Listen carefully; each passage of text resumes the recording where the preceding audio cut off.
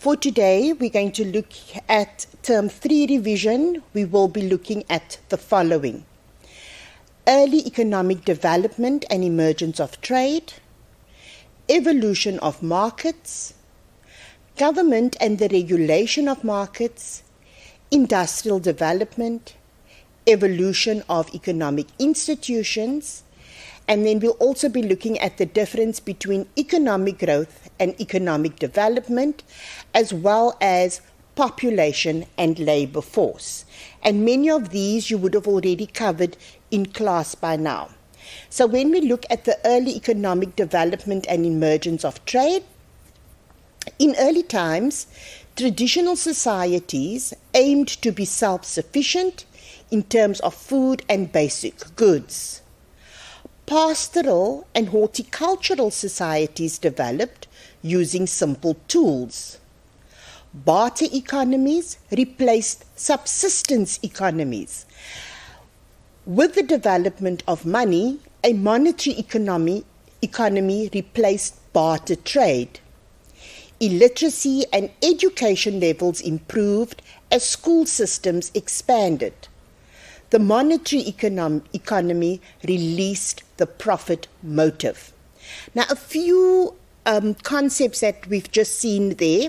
The first one being the self-sufficient or self-subsistence. We see there barter economies replaced subsistence economies. So that's the first concept I want to just look at quickly. The term subsistence economies and what it means. Subsistence economy is where you were the producer as well as the consumer. For example, people planted fruits and vegetables for themselves and their own use and for their own families. And then later on, they then realized, but I don't have to do everything for myself. I can go to my neighbor and I can trade with him what I have for something that he has. For example, I'm growing potatoes, but he has cows, so he can give me milk, and I can give him potatoes for some milk. So that is how the barter trade then developed.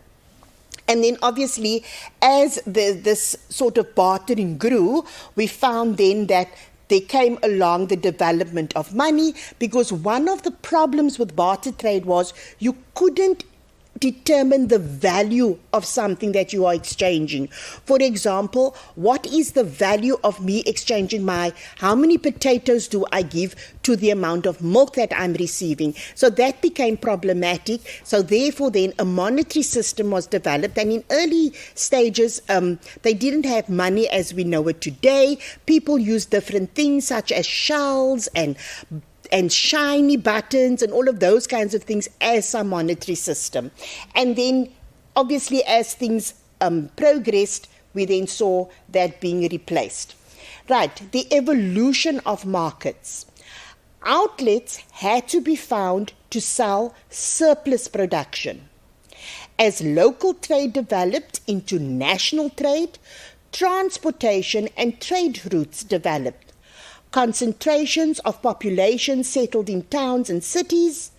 Guilds were formed to protect trades or professions. Mercantile law was adopted to regulate trade legally. And technological progress happened in many areas such as mining and architecture.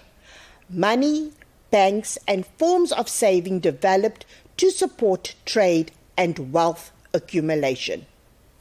So as this trade grew, what then had to happen was that they had to find certain outlets for this to take place. And then as the local trade developed, they then had to, it wasn't just amongst locals anymore, the trade then went nationally, meaning people were trading across the country with one another, and therefore certain transportation and trade routes had to be developed. And as a result of this is how we saw towns springing up, because now people were drawn to the areas where the markets were taking place, and that is how towns and cities were then formed. And then within these towns, they used to have the guilds, which is very similar to what we see today, in that each sort of whatever job you're doing, there is some body that sort of controls or lays down the rules as to what they expect from their members who belong to their body. For example, teachers have to register with SACE, and SACE lays down the rules as to how you should conduct yourself as a teacher, for example. So too we have within your law faculty, you have somebody governing them, the same with doctors. So each job, so that is very similar to what the guilds had done back in the day. And then mercantile law, which is still practiced today, is obviously the law that regulates trade. And then what we also found was technology had developed, and it developed first within the mining industry, because back at the time that we're speaking about now was the time when mining was very big. Governments and the regulation of markets. Powerful nation states developed when cities and feudal states united. Different forms of taxation were used to fund infrastructure and wars. Government and different economic systems were developed to meet changing needs of societies, and different economic systems were established. The emergence of economic ideas supported either free market economies or a strong role for governments. So within the governments and the regulation of markets, as the nation developed, there was a need for some sort of regulation to take place. People need to be regulated. Certain laws needed to put into place, and that is why we then had the various governments that arose. And therefore, with the rise of governments, or a group of people who were now in charge of laying down the law of the land, different economic systems were formed. And what we found was people were either they were going to be free economic systems, or it's going to be an economy where there was a strong need for government to play a role, as we still see happening today, right? Your free market, obviously, your more capitalist society, and then your economy where governments play a role, and which we find in most countries around the globe today, is what we refer to as a mixed market economy. Industrial development. By the 1700s, large-scale industrialization took place, with factories replacing artisans. New inventions include improved transport and production and manufacturing systems. Urbanization and mass migration from rural to urban areas took place. Work and living conditions of workers in industrial cities were often harsh. Right, so when we found that industrialization now really happened on a big scale, so that is when we found the steam locomotion and all of those things came into being, and also people changed the way, or they improved their production system which was used. And as a result, remember, people were very much reliant on the primary sector back then, right? Everybody was either into farming, mining, and those things. But when industrialization came about, that is when the factories were now developed. And what happened then, lots of your people who worked on the farms and that, they then decided that we don't have to work here anymore. So they left those rural areas where the farmlands were, and they moved to the cities where the factories were, so where they could get jobs. So they moved closer to where the work was. And that is what we refer to as the term urbanization, when people move from a rural area to a city or a town. Right? And then we also find that the conditions of the workers were not very good back then. The evolution of economic institutions. Limited liability companies, of which the VOC was the first, became the norm. Labor unions were formed to represent workers. Financial institutions developed to serve the financial needs of economies. Joint stock companies emerged, and global institutions were created to regulate the flow of goods and money. Right, so what we find is the type of businesses that operated also changed. So we had your first limited liability company, which was formed by the VOC.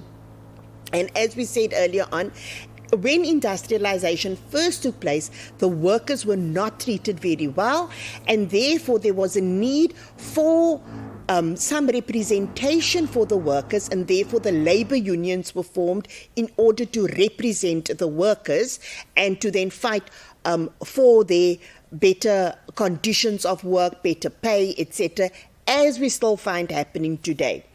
And then we also have the global institutions that were created. So what we find is that your economy moved from being a traditional sort of economy, then development happened, and then we see the transition of global economies into the maturity stage until we finally get to where we are today with globalization.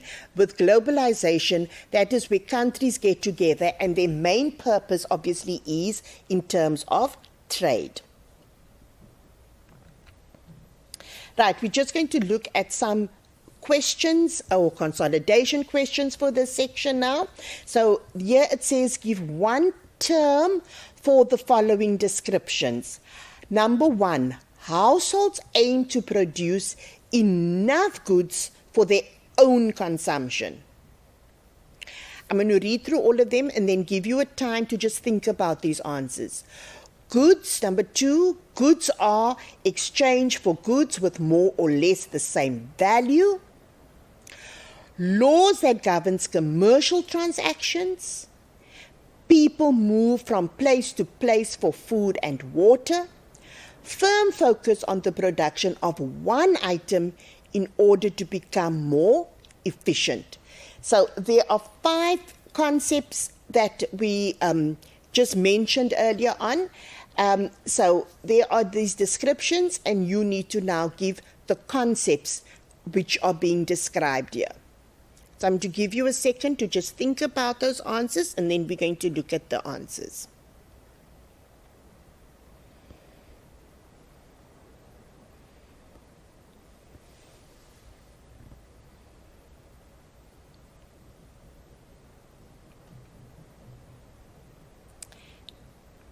Okay, we're moving on to the answers now. So the first one, because they are producing for themselves, that is obviously the self-sufficiency. And then trading goods for other goods, which is known as you can just put the term barter, or even if you say barter trade, that would also be correct. And obviously the commercialization is done through mercantile law.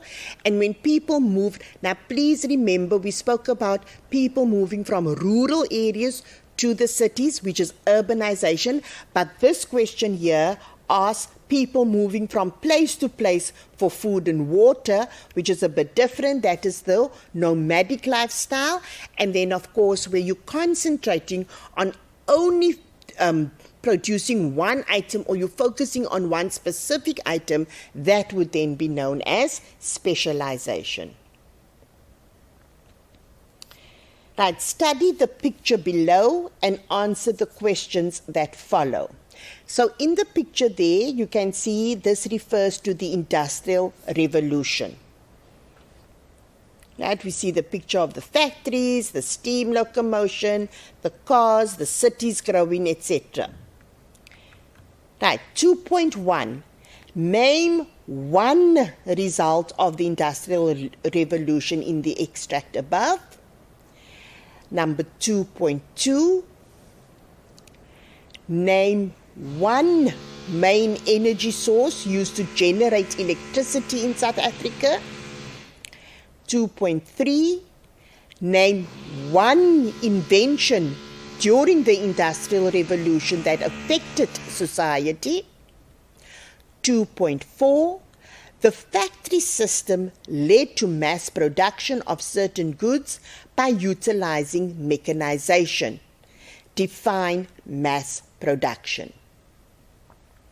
2.5, what were the results of mechanization during the industrial development phase.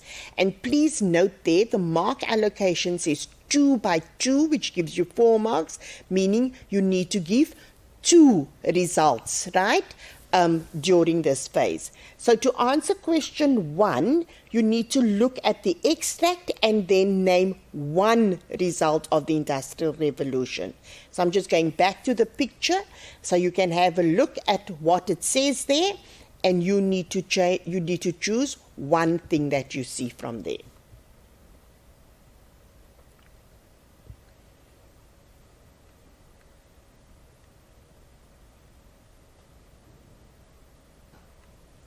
Okay, then we move on to 2.2. Name 1 main energy source. And it says here to generate electricity in South Africa. So be careful, it's not a general question about electricity generation, it's specifically referring to South Africa.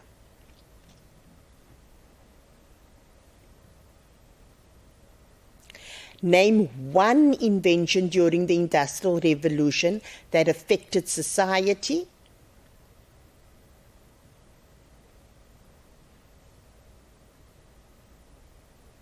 And 2.4, the factory system led to mass production of certain goods by utilizing mechanization. And then you have to define mass production for 2 marks. So you just need to write a sentence explaining what you understand by the term mass production, right? It is how you understand it. And just give you a moment to write that quickly.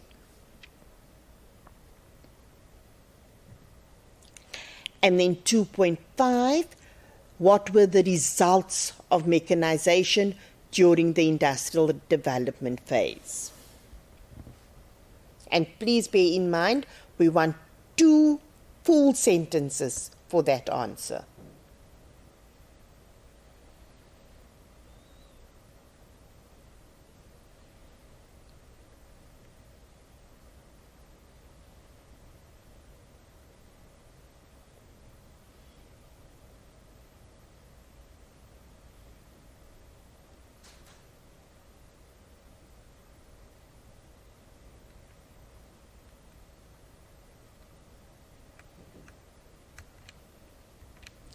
Right, let's look at the answers. For the first answer there, one of the results was large-scale manufacturing of durable goods, durable consumer goods, or the supply of services. You don't have to write both. Either one of those would be correct, okay? So you only have to, you don't have to use the words as is on the, but as long as you referred to something about mass production, producing on a large scale, supplying services, any of those answers would be accepted. Right, 2.2 was about the major source of energy within South Africa, or what South Africa uses to create electricity, and obviously it is coal. And then 2.3, I just need to go back to the question, says name 1 invention that affected society. So forms of transportation, modes of communication, more effective and productive methods. So any one of those 3 ideas, but obviously formulated within a sentence, okay? So the way in which society was affected was through the forms of transportation. Another means would be through the modes of communication that was used, or more effective and more productive methods being used. But you have to say, this is how the society was affected by means of. You have to, because the question is for 2 marks, so you have to answer in a full sentence. If you just said better communication, you're only going to receive 1 mark. Okay, so please be careful of that. 2.4, you had to just say what you understand by the term mass production. Large number of the same product could be produced at a low cost per unit. Once again, you don't have to use the exact terms, right, or the exact words as the memo. All you have to say is that goods were being manufactured in large volumes, and this affected the cost of production, or it was cheaper for them to produce in larger volumes, in whichever way you said, but as long as you're talking about being produced in large numbers and about the cost being lower at the same time. Right, and then two results of the Industrial Revolution was buying expensive machinery and huge volumes of raw materials. It created a demand for skilled and productive workers. And today, fewer workers are needed to do the same work as before. So there are three reasons given. You only had to answer two. You only had to give two. So any two of those would be correct. Once again, not the exact words, but you are saying something that is hinting to the fact that expensive machinery is being bought, or large volumes of raw materials needed, the demand that was created for different skills. Because remember, as I said to you, people moved from the farms where they were unskilled workers that were needed there. But when you work in a factory, you need some skills, okay? So the demand for skilled and productive workers, and the fact that fewer workers were needed, because remember, a lot of the time they have machinery to help with the production.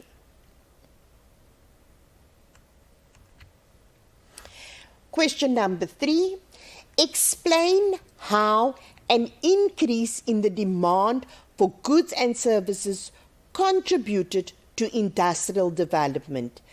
Please note, here it says 4 by 2. So which means we want 4 full sentences and each one will get you 2 marks. Okay? However, note that it asks how an increase in the demand for goods and services contributed to industrial development. So you can't write one idea in 4 different ways and think you're going to get the 8 marks. Okay? We want to see 4 separate ideas coming to the fore here. Right, so let's first look at the answer to question number 3 before we look at question number 4. I'm going to give you a few seconds or I'll give you a minute to think about the answer to question number 3, and then we're going to look at the answer.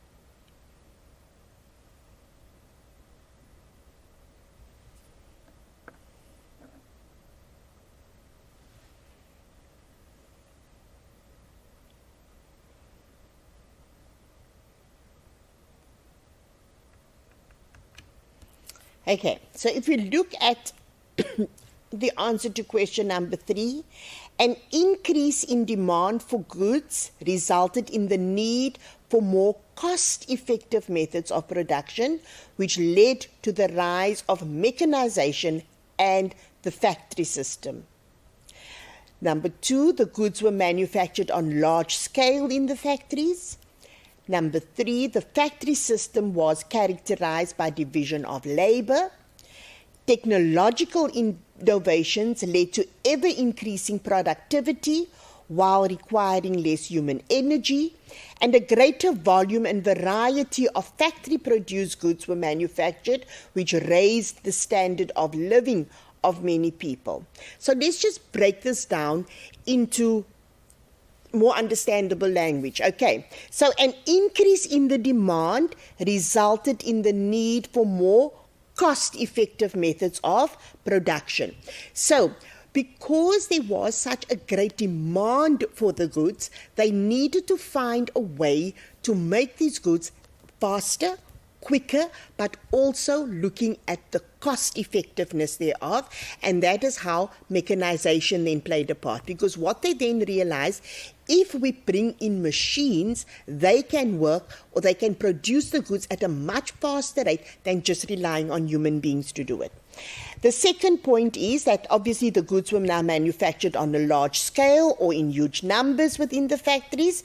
And the main thing here is another concept, division of labor. What we find in the factories, there was division of labor.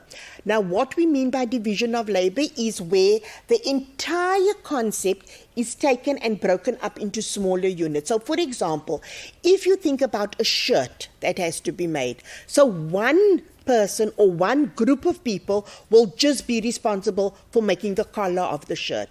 Another group of people are going to be responsible for doing the cuffs. Another group will be responsible for doing the front panel with where the buttonholes are. The other one will do the panel with the buttons on.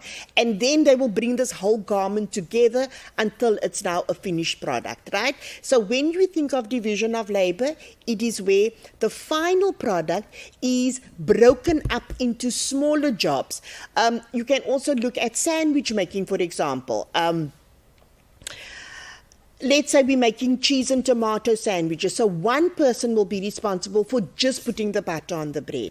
The other person is responsible for putting on the cheese. The other one, all he does is put on the tomato, cut up the tomatoes and put the tomato on. And the last person will now put on the last slice so that we have our sandwich ready. So you'll end up having 4 people making one sandwich. And by doing that, you can churn out more sandwiches than one person doing all of those jobs. Okay. And then we had technological innovations that led to ever-increasing productivity. Please, grade 10s, do not get confused between the concepts of production and productivity, right? Production is about the amount or the quantity that is being made, whereas productivity, you look at the people, how quick they can do things. So the innovations came about where they found better production methods so that people could produce things quicker than what they were, right?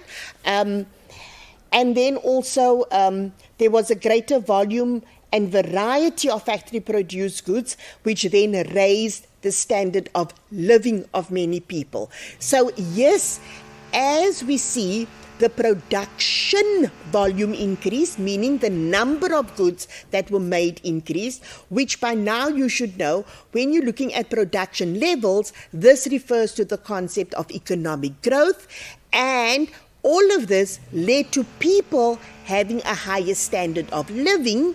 And when we look at that, then that covers another concept known as economic development. Okay, and these are the 2 most important things that governments around the world are constantly working on, right? They want to grow their economies in order for the economic development to happen at the same time. Right, let's go back and look at question number 4. How did industrialization affect the economy? Once again, we've got a 4 times 2, so we need you to think of 4 different ideas of how the economy has been affected by industrialization. Now, whilst thinking about this, I just want you to remember, whenever the question speaks about how it affects the economy, the easiest way for me is I think about how are consumers affected? How is the government affected? How are businesses affected? Do you understand? So how does all of this, so that is sort of looking at all of the participants within the economy. So if you think back to your circular flow and who your participants are, you've got government, households, consumers, as well as the foreign sector. So you think about how are any of these parties being affected, or how were they affected with industrialization? So think along those lines as you think about the answer to this question. I'm going to give you just a minute to just quickly think of ideas. You don't have to formulate the answer to the question, but just to think of some ideas of how it can be, how these participants can be affected, which will then eventually give you the effect on the economy.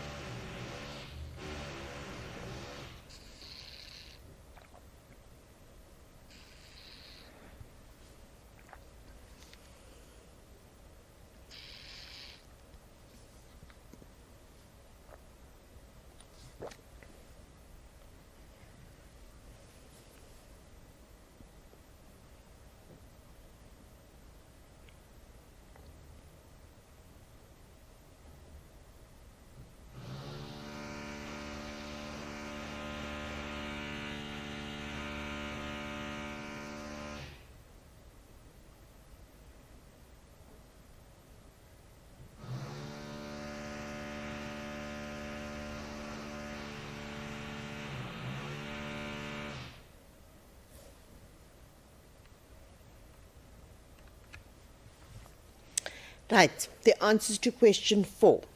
The widening gap between modern economies and subsistence activities resulted in a dual economy. Cities grew bigger, resulting in larger markets. Imported goods were replaced by locally produced goods. The population shifted from mainly rural to mainly urban regions, resulting in housing shortages, which led to the development of large squatter camps around the cities. A large informal business sector developed in townships and cities. Sophisticated infrastructure, which includes road and air networks and modern communication systems, began to develop. The development of the manufacturing sector improved the export performance of the country and the ability to earn foreign exchange. It also increased the demand for labor. So as you can see, there is quite a list of things given to you. You only needed to give 4 things, right? So remember I said you think about consumers, think about business, think about government, think about foreign sector.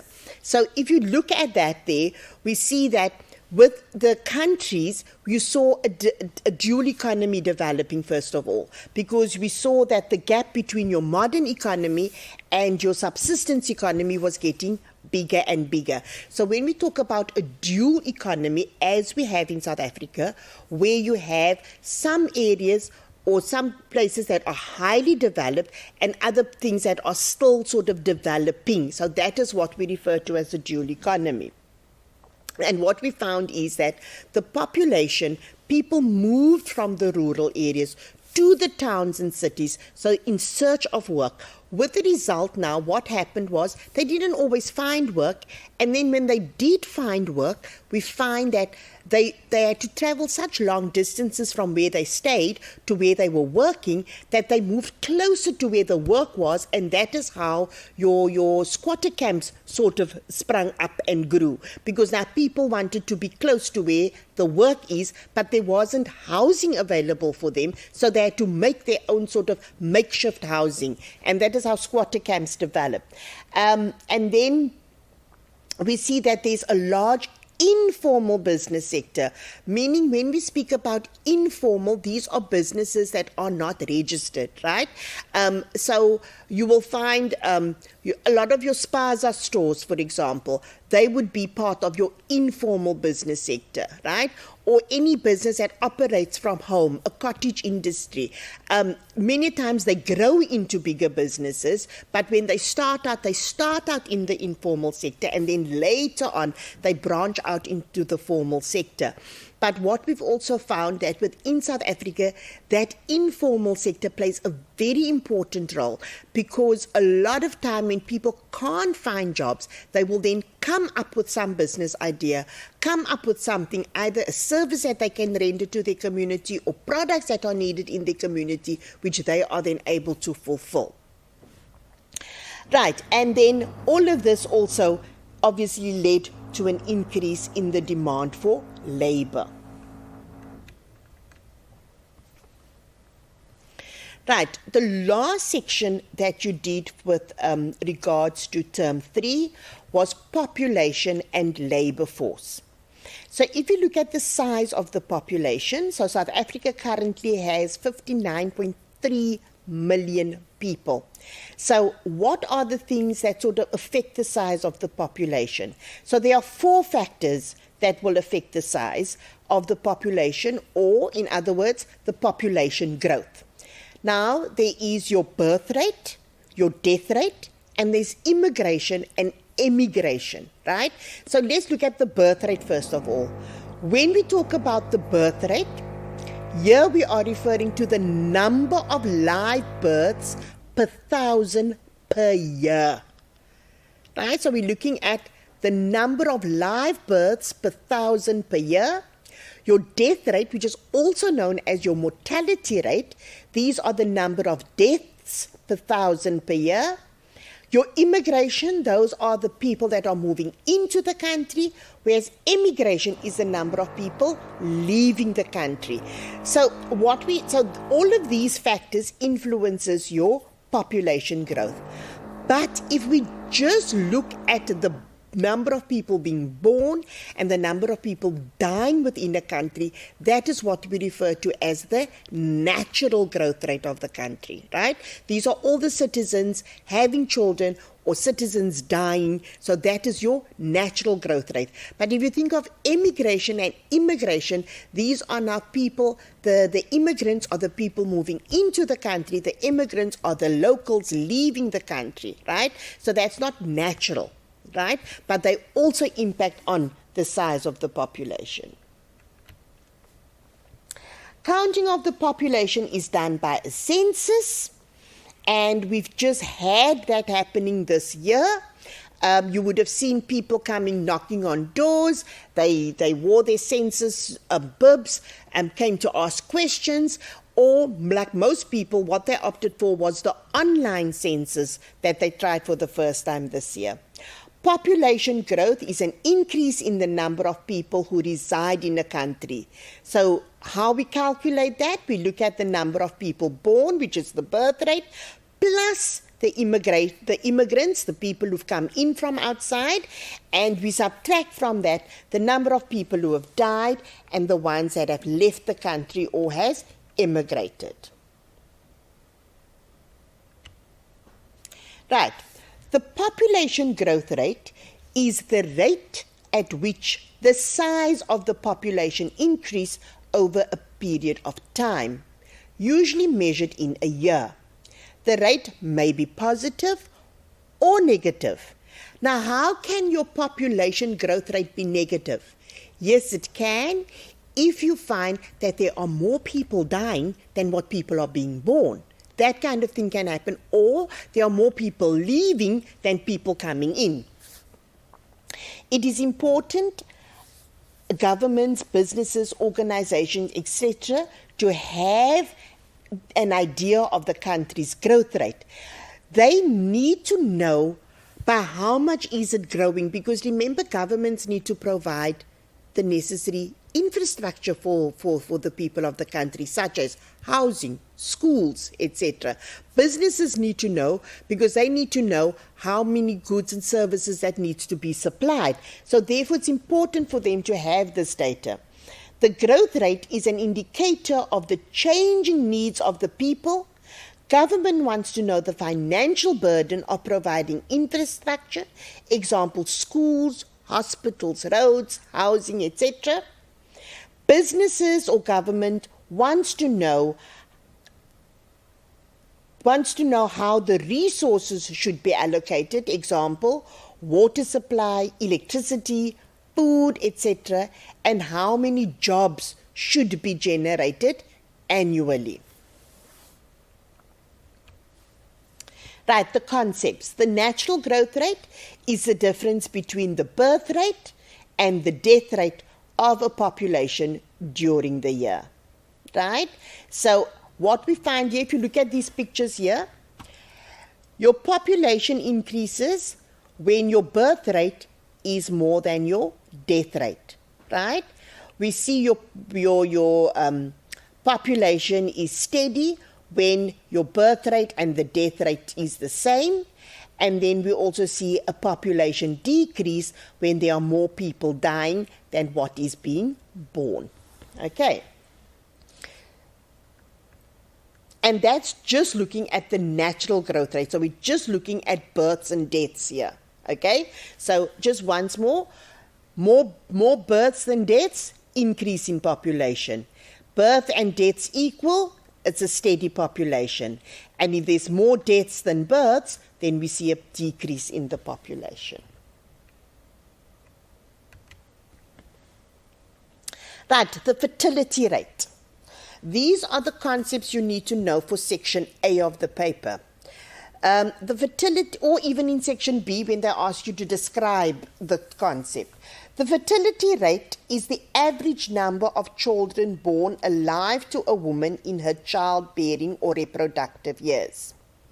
Life expectancy is the number of years a newborn infant could expect to live if prevailing patterns of age-specific mortality rates at the time of birth stay the same throughout the infant's life. And then the demographic cycle or population cycle refers to the evolution over time of the population profile of a country, region, or other defined geographical area. Right, the demographic cycle.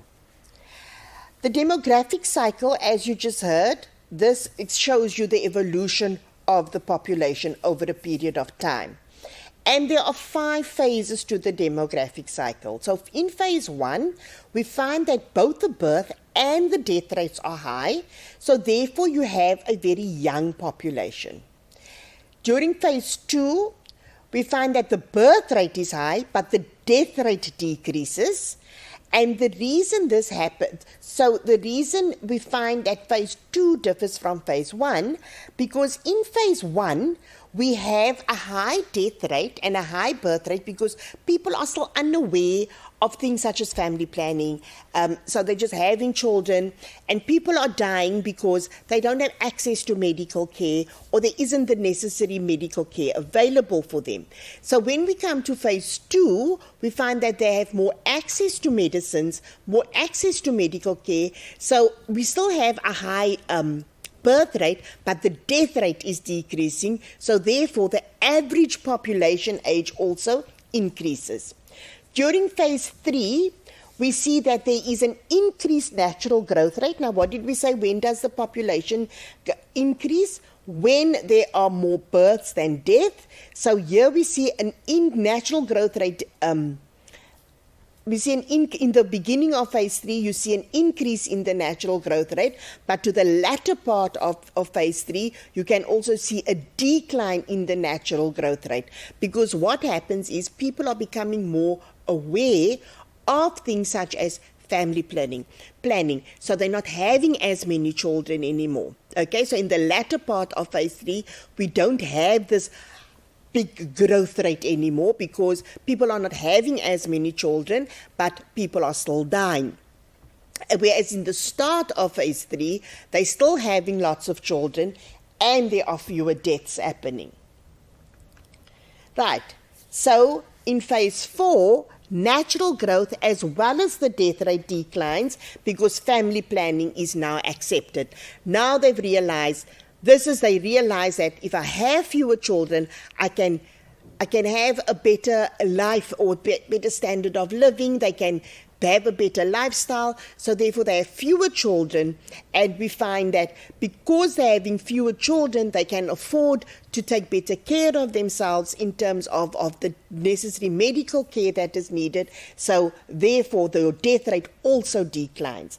And then in phase 5, we find that both the birth as well as the death rates decrease, and therefore now we find that we have an older population, right?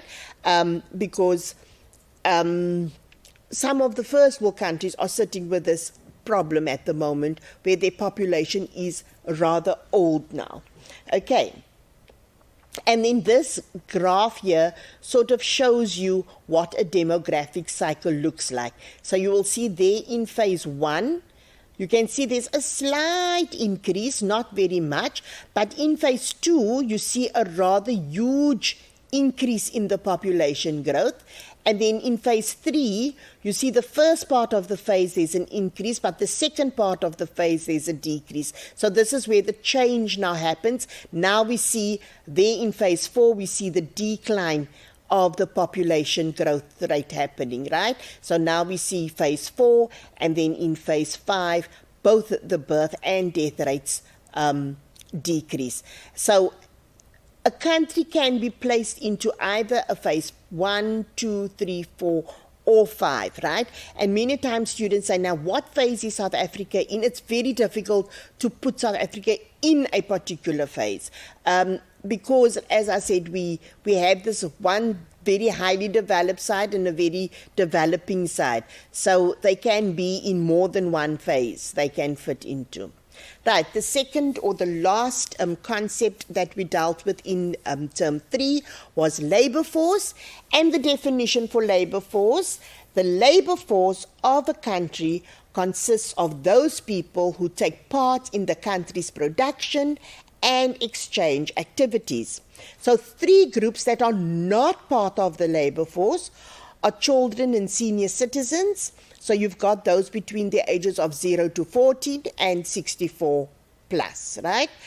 Because remember, you have to stop work at the age of 65, although we find 75-year-olds still working today, but your cutoff time is at 65. People who cannot work, these are the people who are disabled. Yes, and some people will argue and say, but there are disabled people who do work, but some people are so severely disabled that they cannot work at all. And then also we have those people who prefer not to work. Like you have a mom who decides that, no, I want to stay home and raise my children and take care of my house and my kids. So we call them the homemakers, right? Now, then we also have the economically active population, and these are the people between the ages of 15 and 64 years of age, and they are willing to, they say they will present their labor for the production of goods and services in return for remuneration. And as we know that remuneration is known as wages, so these are people who are willing and able to work in return for a wage.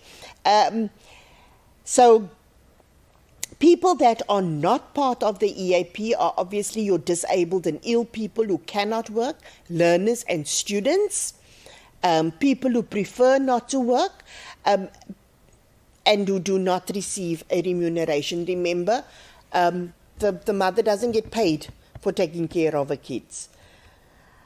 Right, the LFPR stands for the Labour Force Participation Rate. This is the rate to determine which part of the population is economically active.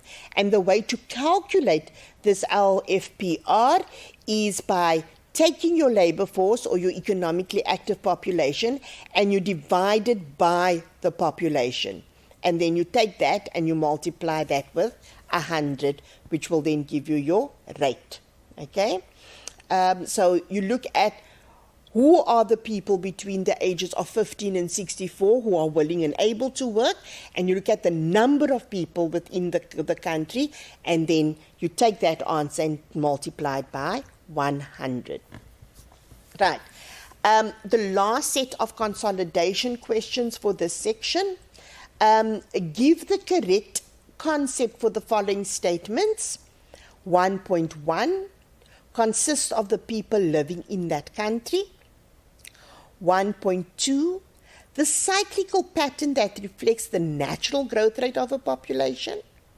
1.3, the movement of people from one country to another. 1.4, the difference between the birth rate and death rate in a country. And 1.5, the number of people in that country who can work and are available to work.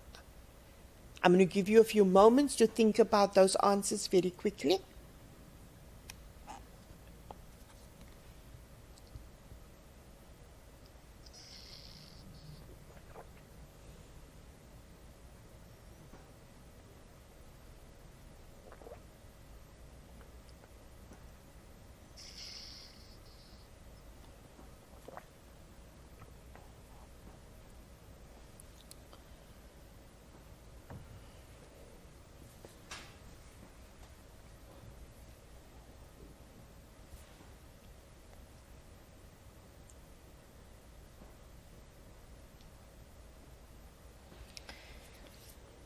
Right, 1.1. The people living in the country, that is your population. And then, of course, your demographic cycle is your cyclical pattern. And people moving between countries, this is known as migration. And then the difference between your death rate, your birth rate, and your death rate is what we call your natural growth rate. And then the last one is the people between the ages of 15 and 64 who is willing and able to work is your labor force. You could also use the term economically active population would also be accepted as an answer to that one. Right, the next question. Read the article and answer the questions. The fourth national census in South Africa's democratic history commenced on the 2nd of February 2022. For the first time, and partly as a response to the complications arising from the COVID-19 pandemic, the 2022 census contains a large-scale online component with South African residents having the option to register online and complete the census questionnaire remotely without the presence of a field worker. And this was taken from the Mail and Guardian of the 19th of February 2022. Let's have a look at the questions. Number 1, which institute collects the population data in South Africa? Number 2, when was the census conducted? And number 3, briefly describe the term census. Number 4, how can migration affect the population growth? And number 5, how is natural growth rate calculated? Please note once again, question 5 is a 4-mark answer. So we always see a 4-mark as a 2 times 2. So let's look at the first one. Which institution collects the data in South Africa?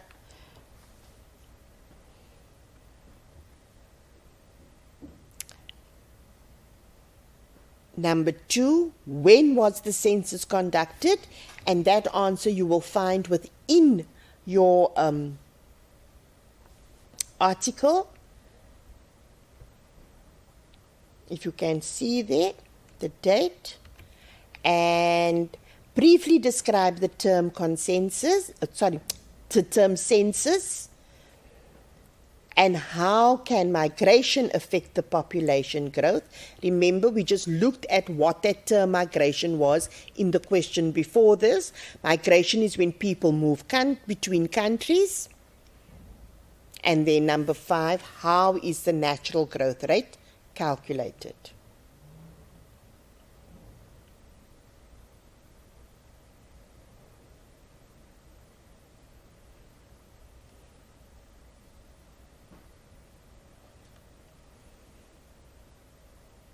Right, we're going to have a look at the answers now.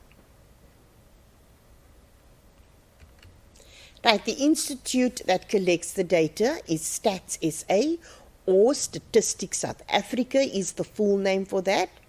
The census was it started in February 2022 and it ended in May. But if you just wrote the year 2022, that's fine. What is a census? Is an official process of counting the number of people in a country and collecting information about them. And migration can affect the population growth by either decreasing, that is when people are immigrating or leaving the country, or it can increase the population growth when people are coming in. Okay? The natural growth rate can be calculated by subtracting the death rate from the birth rate. If there is a positive outcome, then there is a natural growth rate. However, if the outcome is negative, then there is no natural growth rate. And that brings us to the end of session 1, where we have dealt with the concepts dealt with in term 3. Now, before we go to a break, I just quickly want to just go over or just recap the sections which we've looked at this morning. We've started with looking at how the economies have developed over the years, right? We started out with your subsistence or your traditional economies where people produced and consumed the stuff. Then later on they moved on to barter trade, and because of the issues that was related to barter trade, a monetary system had developed. So people started, instead of exchanging goods for goods, they started exchanging goods for money. And from that, the markets then developed. And as a result of these markets that developed, they needed some sort of regulation to then take place. And that is how governments then came about. And through these governments, the different economic systems had come into being. And that is how we then got to where we are with the different types of forms of ownership that we had, starting with a limited liability company first of all, and that is how our forms of ownership then developed over the years. And then that is how we moved from a subsistence economy all the way through to globalization where we are today.